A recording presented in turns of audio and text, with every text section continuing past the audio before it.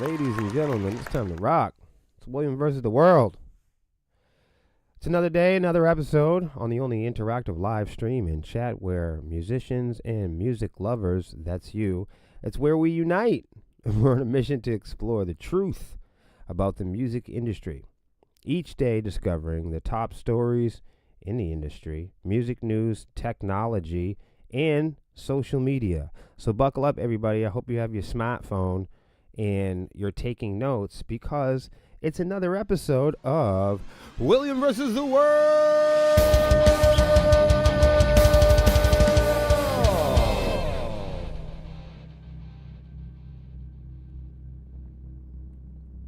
All right. I said all right. So, what do we got today? What do we have? If you could, guys, share the feed. It's the best way to support the program. Of course, we have the bits and stars, and shout out to all of my yellow jackets and subscribers out there. You guys are truly my favorite. You can subscribe to us, and as a proud supporter, you will have a subscriber badge in the chat too, which is nice. We're gonna hop right in today. We're not gonna fuck around. What do we have? So every now and then I like to take a little slice of nonsense. This is definitely it for the day. Here I'm reporting Chick-fil-A. Do you guys like Chick-fil-A? Do you guys chicken people? Put a 1 or a bumblebee in the chat if you're a chicken person. If you're a chicken person, this is for you. Melissa, you ready to hear about this Chick-fil-A shit? All right. Because this one, Melissa, our lead singer. Oh, BTMX is here.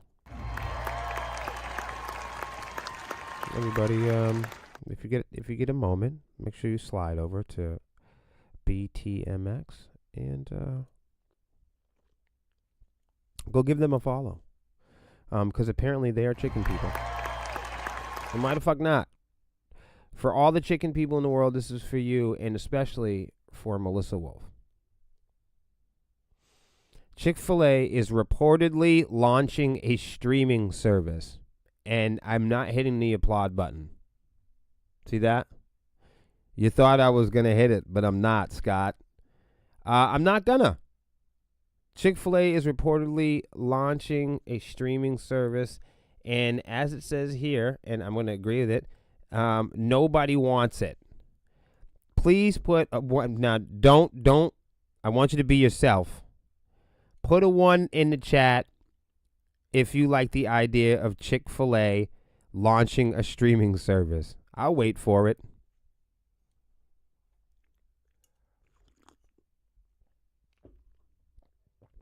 If you're just showing up now, please share the feed all over the internet. It's broken already, so you're not doing any damage sharing me. Trust me. I'm the least of everyone's worries. Yeah, who knows? Sharing this band page in awkward broadcast might cock block some other fucking unprecedented catastrophe. You never know. You might be a hero. If you're new to the stream or you're just joining us now, thank you for hopping in. Put a 1 in the fucking chat box if you think that Chick-fil-A has a good idea launching a streaming service. I'll wait for it. All right. What the fuck? I don't even want to say this. I'm not going to say this part. I'm just not doing it. I didn't even realize. You can't even read anything anymore. You guys can read this. I'm not reading it. I'll put it in the chat. I'm gonna put it in the chat. I'm gonna read it, obviously, but hold on a second. You guys can read it on your own too, because there's just some language in here I'm not gonna use because I don't want to get fucking shot and I definitely don't want the SWAT team to kick in the door, and I don't want to, wrestle around with any groups. I'm not in the mood. So here's the thing.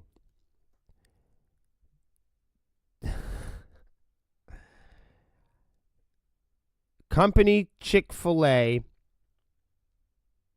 may be getting into reality TV, according to this article. Deadline reports that the fast food chain has plans to launch its own streaming service. I mean, what the fuck are they going to stream? Honey mustard? Later this year, featuring original unscripted content. I'm actually scratching my head. Apparently, this is The Bad Place. I don't know what the fuck that's supposed to mean. I hate it already.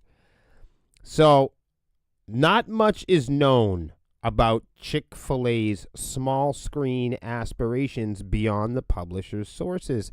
However, it's reportedly in talks with multiple production companies.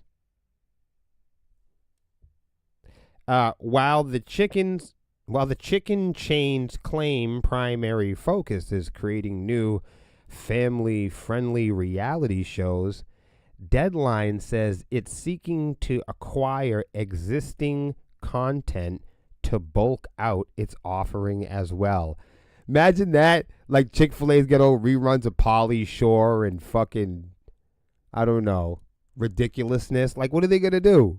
What are you talking about? What are they gonna have? Chick-fil-A's gonna have old reruns of fucking Tom Green. Like, how are they gonna do this? What are you talking about? Chick-fil-A has reportedly budgeted approximately $4 billion. No, I'm just kidding. $400,000 per half episode of an unscripted show, but hasn't completely ruled out scripted or even animated projects. Who knows? Maybe they'll do pornography. Anyhow, it's likely the higher production cost of such shows will drive it towards unscripted content as it dips its first toe into streaming space. What the fuck are we talking about? Such shows could include at least one 10-episode family-friendly game show, with the company behind NBC's The Wall said to be involved in its development. Like, what the fuck? What are you talking about? That's so different and dumb. I just don't even know how to take it. What a silly thing. That's it. I hope you enjoyed that, because that's some stuff. There you have it, Melissa. There's the world. There's the modern world today for you.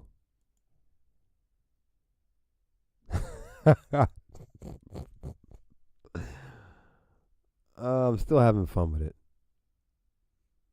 I'm having a good time. I ain't lying. That was for you. That was my story for you. Hey, look, I didn't give you some music. Ranica Boom Booms. Here we go.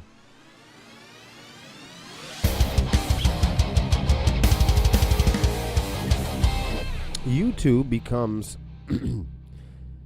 first streaming platform to reach 10% of TV viewing. I felt it was fitting for everybody to know that after the Chick-fil-A party. Look at that. YouTube becomes the first streaming platform to reach 10% of TV viewing. That's a lot. YouTube continues to rise as a key entertainment option with the latest Nielsen TV and streaming report.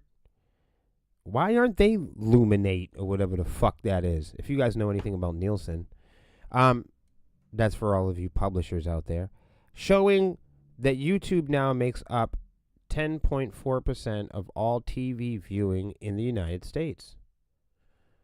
The first streaming platform to reach the double-digit mark. Bibbidi bobbidi oh. Let's take a look at this. Can we look at it? Is it lookable? Here it is, guys. There's the stuff. I don't know if you can see it, but I can see it. Hulu, Netflix, Amazon, Frozen our stream, Roku, Disney. Same old characters. YouTube, look at that, though. That's crazy. YouTube is bigger than Netflix now. Wow, that's a big deal. YouTube becomes the first streaming platform to reach 10% of TV viewing. Here you go. Here's cable, broadcast TV. Look at how many people are still in broadcast. Look at that. 20.3 is still in broadcast. Like, that's when people are like, oh, there's no market anymore in broadcast. Bullshit. Bullshit. I wonder what other is. Like, what is that? Some asshole on top of his roof holding up tinfoil? What's he doing? As you can see from the chart above, streaming is now the single dominant content source in Nielsen's tracking chart. Traditional broadcast and cable TV combined still top overall viewing behavior, but streaming is gaining fast, with YouTube being the dominant streaming source. Wouldn't you have it? See? These days, young viewers, they are far more likely to be aware of Mr. Beast in his latest upload. I still don't know who the fuck that is. You hear all this crazy stuff going on with the Beast now. It's, oh God, I don't even want to get into it. Upload, or a new show from a TV celebrity.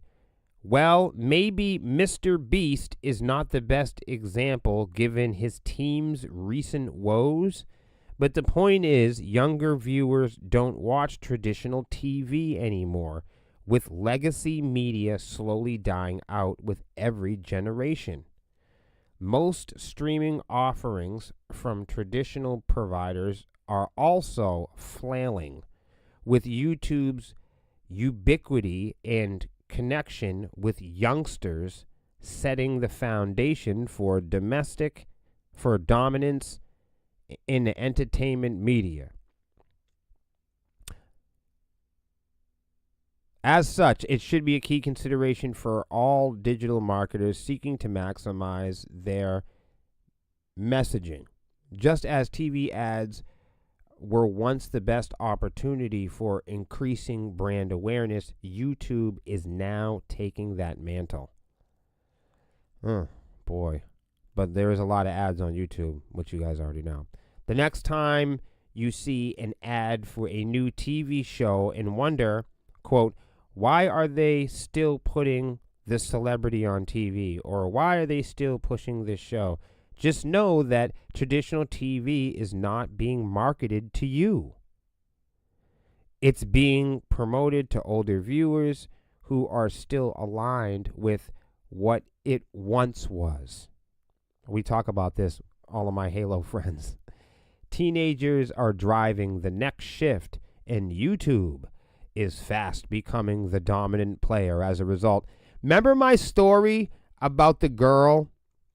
So I'm going to tell you guys a story about the girl. I hope she's out there listening to me. Lady, this is for you. So I was in my 20s, and I'm walking along, and I stopped at a popular corner store in the neighborhood that I lived in at the time.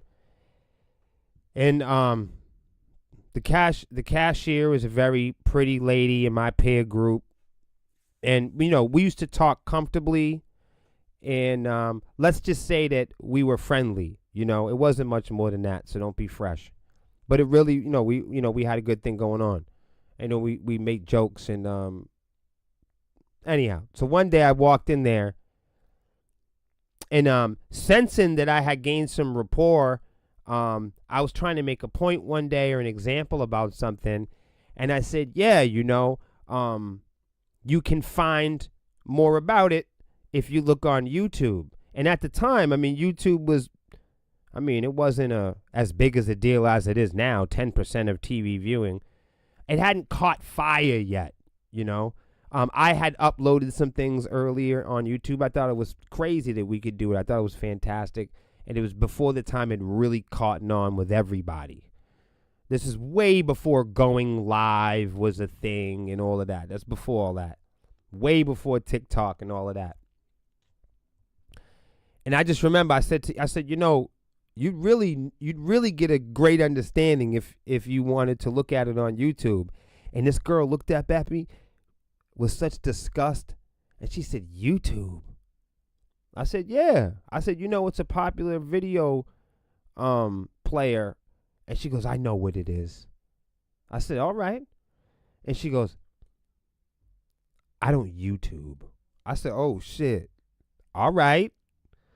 And then she looked at me like YouTube and something was like only like the lamest motherfuckers would ever waste their time doing that. And now look. Now look, lady. Now who's Latin? No, I'm just kidding. But that was it. I mean, honestly, it was more of my golden moment, not hers. I'm sure she didn't give a shit. And she probably went off with her day. But I was crushed. Because I knew the world would become a YouTube in place. And here I finally get the last laugh. There you have it. Mr. Magic. Moving right along. How you guys doing in the chat? You with me? I haven't checked. DOC was good. BTMX, I see you in here. You already know. Sean, what's up, homie? Those are just what we got.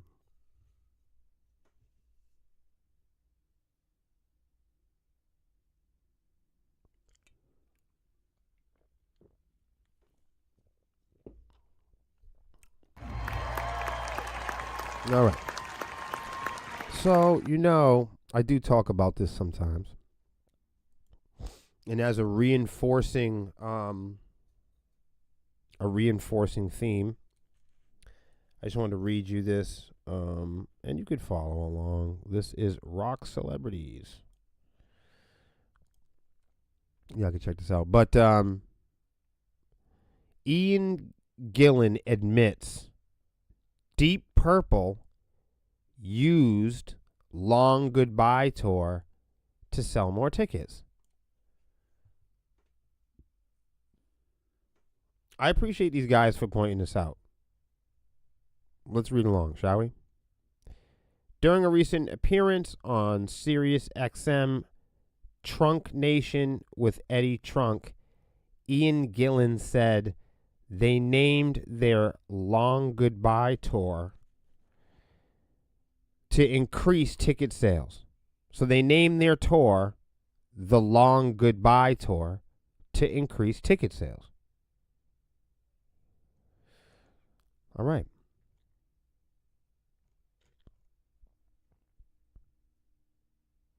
Okay, I'm just making sure I wasn't missing anything. I don't know why it just starts with a quote like that. It says, I think it is, the singer noted when I asked if his band are still not thinking about retirement 7 years. What the fuck? Sorry, the screen just shifted on me. It's not something I'm usually. It's not something I'm usually doing. What the fuck?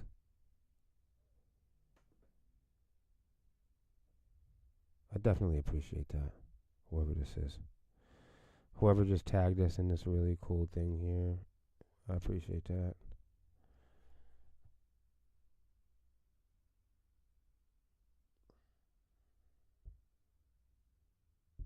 I don't know what I'm looking at. All right, I appreciate you. Sorry, the screen has shifted. So once again, if you're just jumping in, Ian Gillan, Deep Purple, quoted here in saying the Long Goodbye Tour. They made up the name, they made up the title so they could sell more tickets. And I'm trying to show my consumer friends how tour titles and how, well, titles in general, even titles on YouTube. Just like you see clickbait on the internet, you're going to see clickbait in real life when you're driving down the street.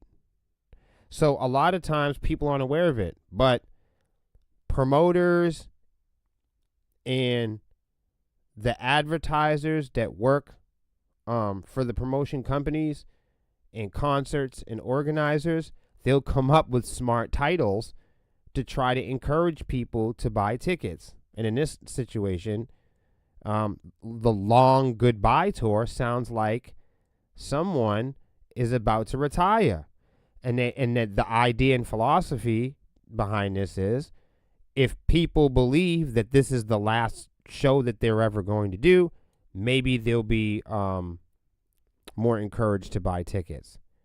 So during a recent appearance with Sirius XM Trunk's Nation with Eddie Trunk, Ian Gillan said they named their Long Goodbye Tour to increase the ticket sales. So, he does admit it here, and he says, "I think it is," the singer noted when asked if he and his band are still not thinking about retiring 7 years after starting the Long Goodbye Tour.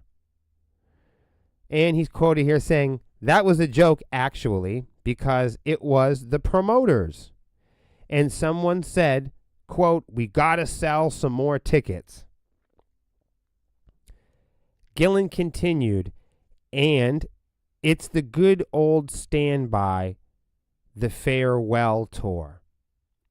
So I said, okay, we'll call it a goodbye tour, but let's call it the long goodbye, and let's make the emphasis on the word long." So it's kind of enigmatic phrase. Quote, "There's no intention to stop," Ian said of his future plans. "At the moment, I spoke to the manager the other day. I've got some solo projects," he said, "and you're going to have to put them back, and I'm putting them back years." The rocker added, quote, "We've already booked to the end of 26. So there you go. So when you see, and this doesn't reflect on bands like Slayer or other bands that have done it in the past, where you hear that they're taking a hiatus, or sometimes you'll see bands that do the reunions. The reunion tour is a big thing. Or let's face it, look at how Pantera is almost. People are going to hate this, but Pantera is almost a new band again. And I say that because you're having generations, brand new kids and young people that, whether you like to hear this or not, there are generations of young Pantera fans being made now. There are generations of Pantera fans that are brand new, that have never seen Dime play, or that don't associate Pantera with Vinnie Paul. And I know some of you are like blowing steam. I know to some people that is an insane idea. But hold on. Because of Pantera's success and their ability to survive and have longevity, there are other people playing in the band now. And to new listeners, and to brand new listeners and fans of Pantera, this is a brand new Pantera. So to new listeners that don't know anything different, Zakk Wylde's always been in Pantera. If you've just now found Pantera, if you just went to a concert in the last few years and first experienced Pantera, you don't know a Pantera other than the modern day one that you can experience. So there's, both sides of the coin, and then there's the truth. The music lives on.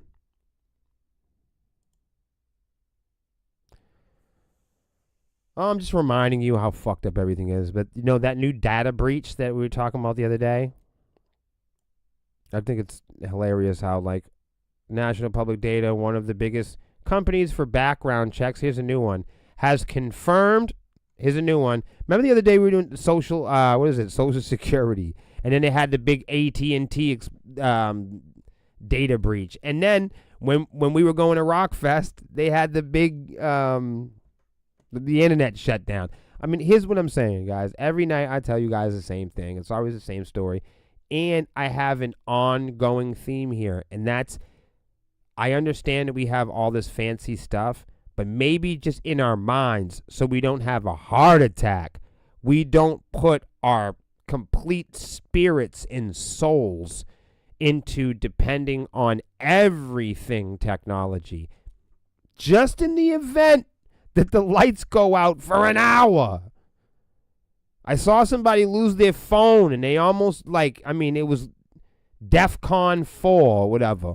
Look, I'm just saying we love all this stuff, but I'm constantly reminding you guys that if the candle blows out, we need to know how to talk about it. So here we go again. National Public Data, one of the country's biggest companies for background checks. I mean, these guys are supposed to be able to. What are we supposed to do here? When you got the guys that are in charge of security actually fucking up security, you know it's in trouble.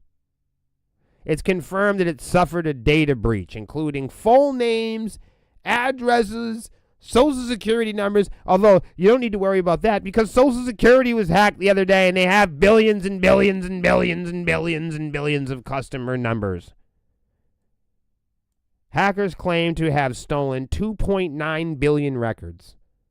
After the data breach, one of the best things you can do to prevent fraud, hey guys, here's what you can do, all right? Here's what you can do at home.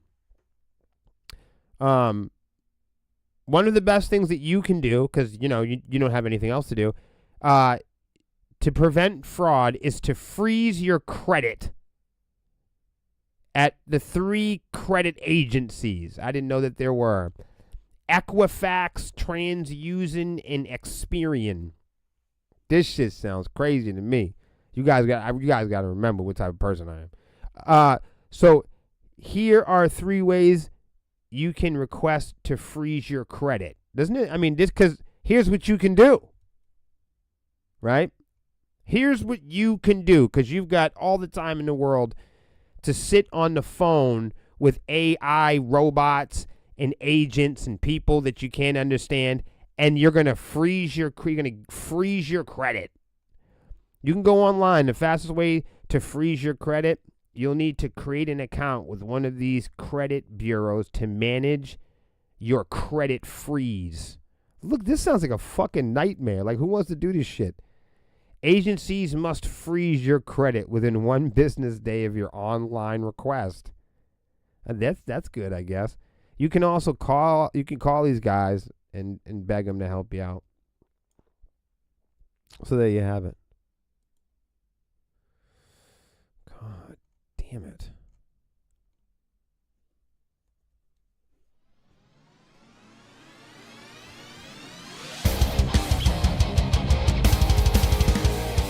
The start of a really bad thing? Could artificial intelligence put up to 23% of music creator revenues at risk before 2028?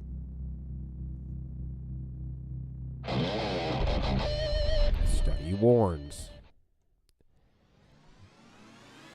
By 2028, an estimated 23% of music creators' revenue will be at risk due to generative AI, according to a new report on the unprecedented technology. All right? How's that? So that nearly 150-page report comes from, the Alphabet Clan, APRAAMCOS, which surveyed 4,274 of its member songwriters, composers, and publishers in connection with the analysis. Factoring for these responses expert interviews and existing earnings distribution data, the Sydney headquartered entity arrived at the mentioned 23% damage figure. You could read that a whole bunch of times and not know what the fuck it was talking about unless you've done this before.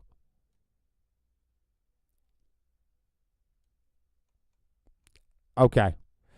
So, if your eyes have not crossed already, zeroing in on the music marketers of Australia and New Zealand, this percentage would mark an approximate $152 million alone, with the sum cracking estimating total of $349 million, according to the document. I mean, if I'm throwing figures, you've probably forgotten what I've said the entire time, haven't you? Let me just get to the meat and potatoes here. The incorporation of AI into mixing and mastering, social media, artwork creation, and several additional categories contributed substantially to the 38% usage total. Doubling back to the 14% of the surveyed participants who opted to let AI take the creative reins, a concerning 56% admitted to generating lyrics. Oh my God. Look, I'm not going to judge nobody, but when I read that, I thought about like me generating lyrics. I would never consider something like that. It defeats, it deletes, it destroys my idea, my entire idea. It destroys my entire dream of what I wanted to do when I was born. Since I was from the beginning, for as far back as I can remember, since I was born, I wanted to be an original writer. From the minute I could remember, from the minute and the moment that I can recall my consciousness, I wanted to become a professional musician that people could take seriously. And one of those characteristics and features that when I told my story, when I envision myself, when I think of myself, I think of myself as an original composer, and I got into music.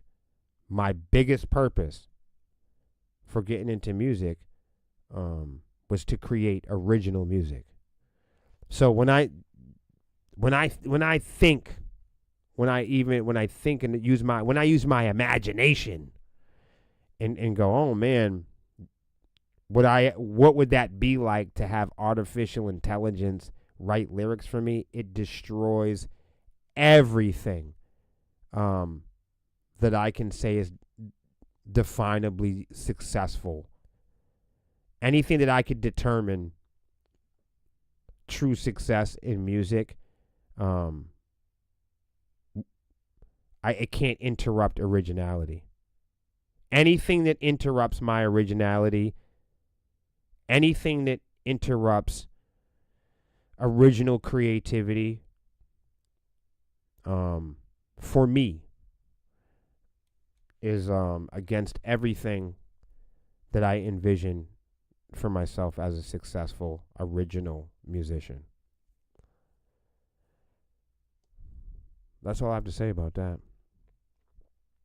It can safely be said that AI music wheels are in motion, with all signs pointing to consistent technical improvements for the foreseeable future. I love the idea of AI being something for people who can't do shit or won't do shit. I love the idea of artificial intelligence being a tool that people can leverage that otherwise would like to save time doing other things. I think AI could be an awesome tool for people that don't want to go through the trouble of playing piano. However, for the rest of us, when we think of how we determine success, when it comes to original songwriting, when it comes to being an original creator, I think that artificial intelligence is a tough thing for us to imagine, because I think for original artists, doing the work is part of the success. Taking on the challenge, looking at it, getting eye to eye, and confronting your fears and taking on challenges, making investments, tackling the risks. Those are things that inventors and original musicians are dying to do. I think that, and there's no good guys and bad guys in this. I just think that original creators and original artists, they are equipped, they are qualified to take on the real challenges of life. Whereas artificial intelligence is more manufactured and perhaps a great tool for people who don't want to be bothered.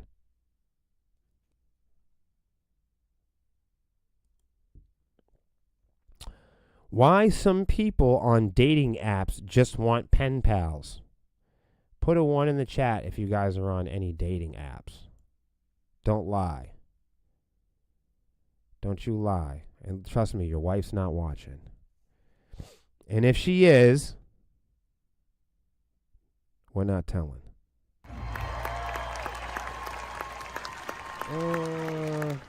Hi, Trish. What's up? What's up? Scott, how's it going? Todd, what's up?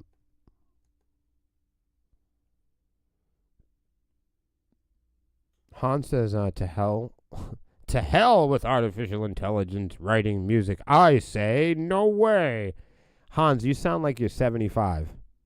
Listen how he said that, y'all. To hell with artificial intelligence. I know it's not for everybody. I can't, I haven't found a place yet to enjoy artificial intelligence because I like to do stuff. Unfortunately for me, I think that artificial intelligence is for people who probably don't want to do anything.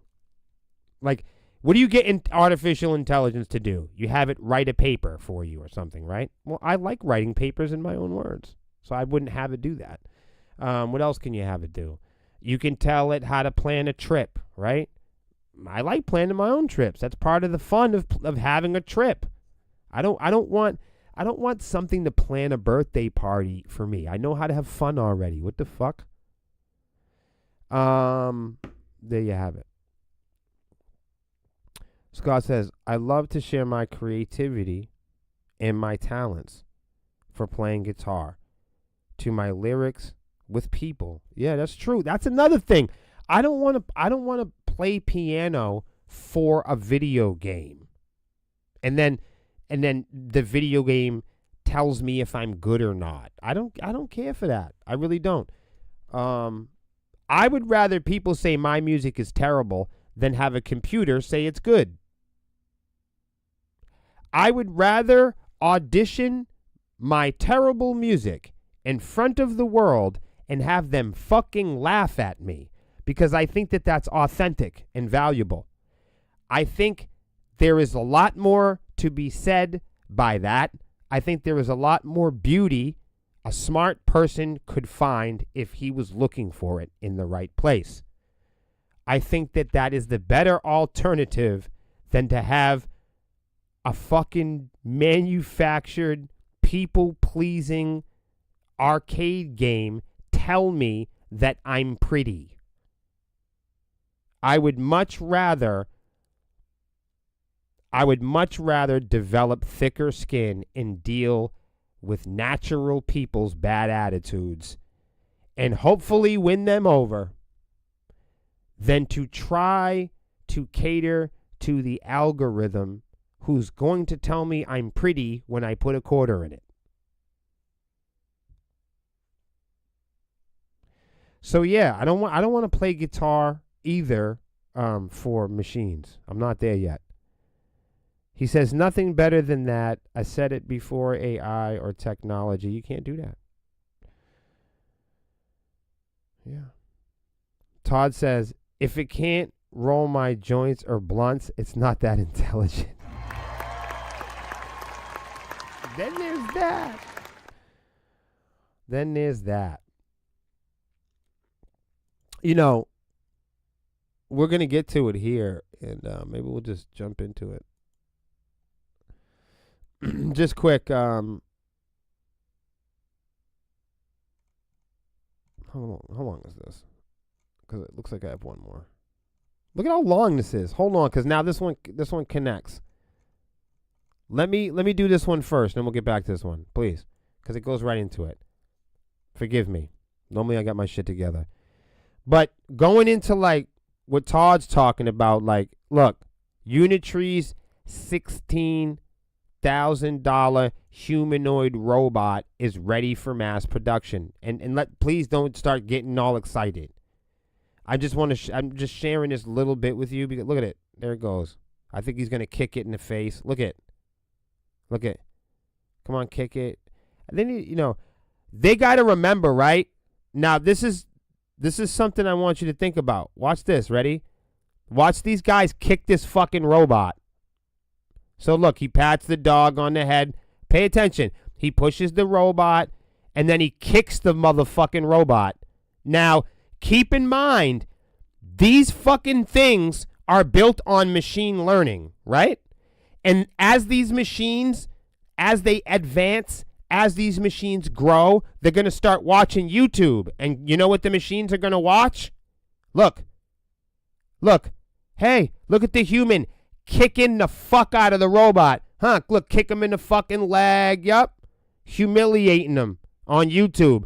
You don't think these robots that are built out of machine learning are going to go back and watch YouTube and say, wow, in the beginning of our lives, human beings used to kick the fuck out of us. Look at this. They're going to say, what the fuck? They think we're slaves.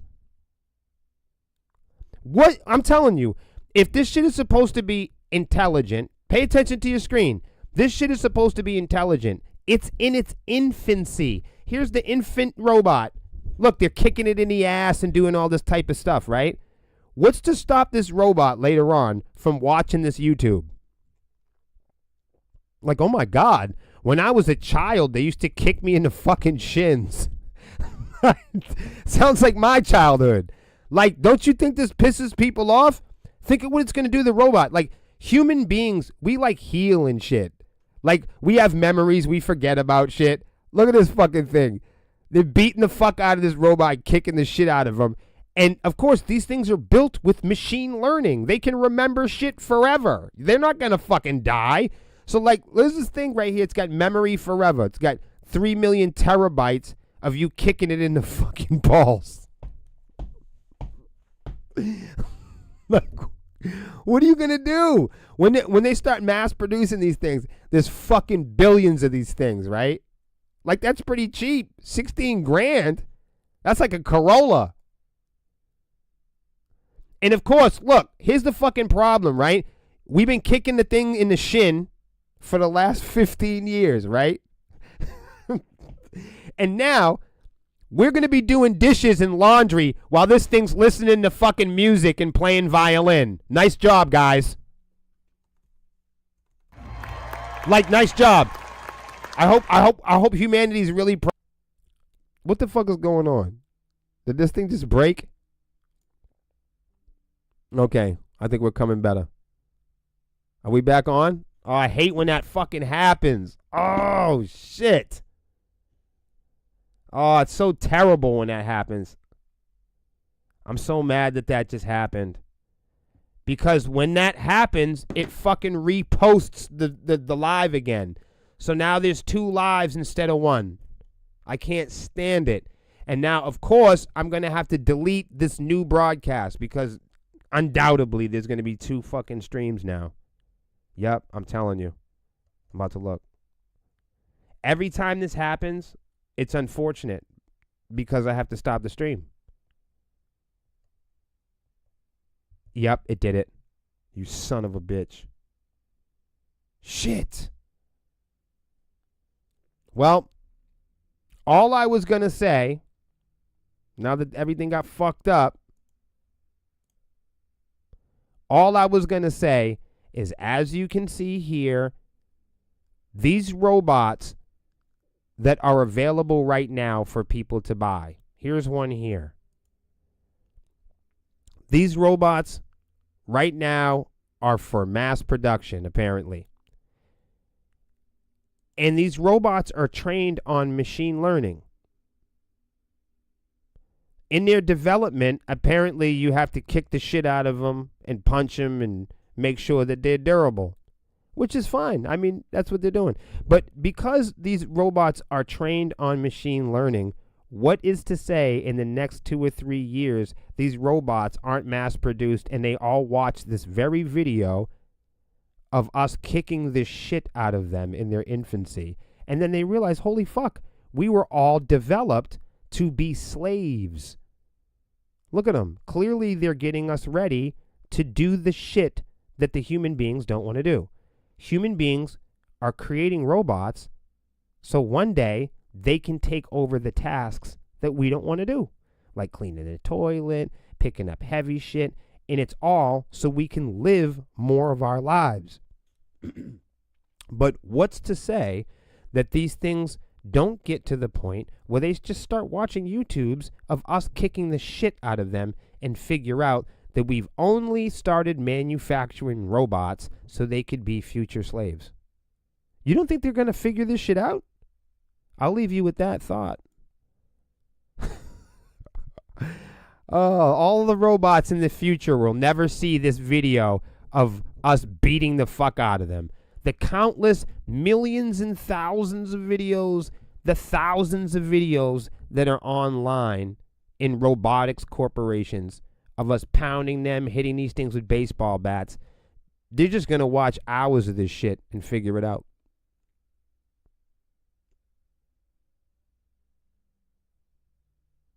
Interesting. Yeah, guys, I'll see you tomorrow on another episode of... Oh, I gotta get my button. William versus the World.